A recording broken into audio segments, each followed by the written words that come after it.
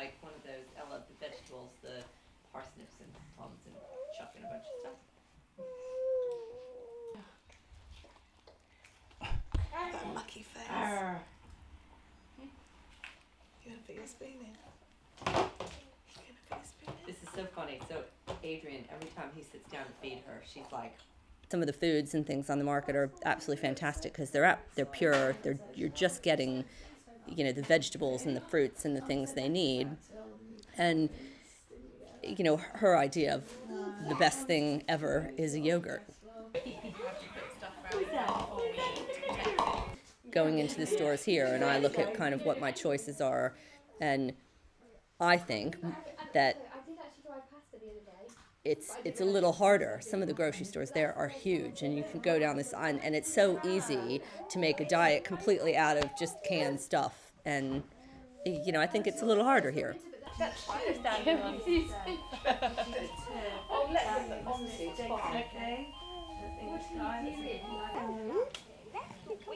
one, this is a good one, isn't it?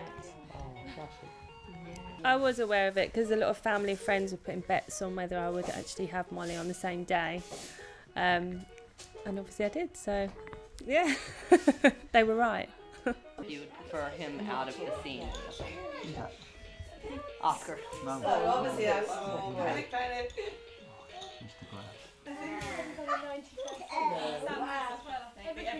Everything is on the note.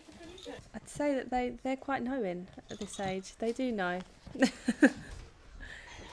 She's got a fascination with sweet corn at the moment, and obviously that's quite a sweet vegetable. So she would happily pick it out of her dinner and eat it rather than the broccoli. Is it lentils? Lentils? No, it's chicken noodles, something like that.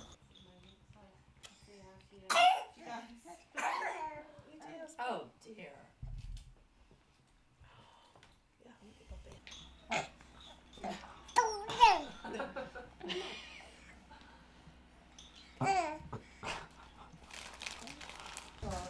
The minute we get in the car, that'll be in. Sleep again, so.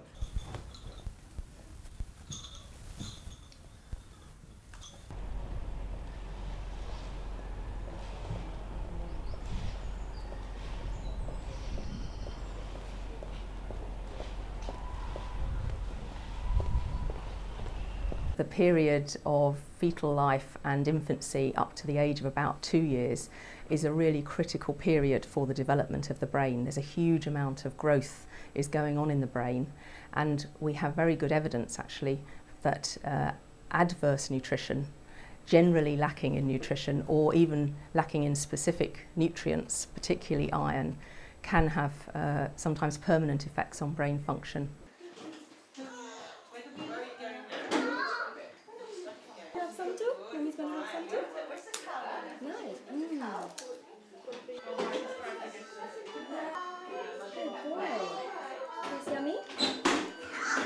Whilst we do have evidence that early life factors, infant growth, how you feed a baby, are important and have an influence, and you can perhaps do something about it, you shouldn't overplay that. I mean, it's been estimated, for example, that about 20% of your risk of being obese later on might be related to things like your infant diet and the early growth pattern. So we shouldn't be pretending that this is the only factor. Of course, your diet later in life is going to affect whether you become overweight or obese, but your diet early on might affect whether you're predisposed to become overweight or obese in any given situation. Where are you? Oh, are you being nosy now? Yeah. You're well planned. Yeah.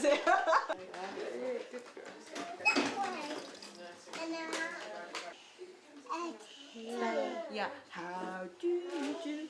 Is Matthew the same age? Yeah, so my Matthew's the same. Oh, actually no, this Matthew is 3 weeks. 3:34. The nutrients that a baby needs to get from the solid foods actually are really dependent on the type of milk that they're getting alongside it. So the recommendations, for example, from the World Health Organization, assume that a baby is continuing to breastfeed in the second 6 months alongside solid foods. But actually, if a baby at that point is receiving formula, it will be getting a much higher protein intake. And then There is some concern as to whether babies in developed countries are actually having too much protein during this period, and whether that actually might be an additional risk factor for later obesity. There hasn't been a huge amount of research on that at the moment, but it's an area of interest.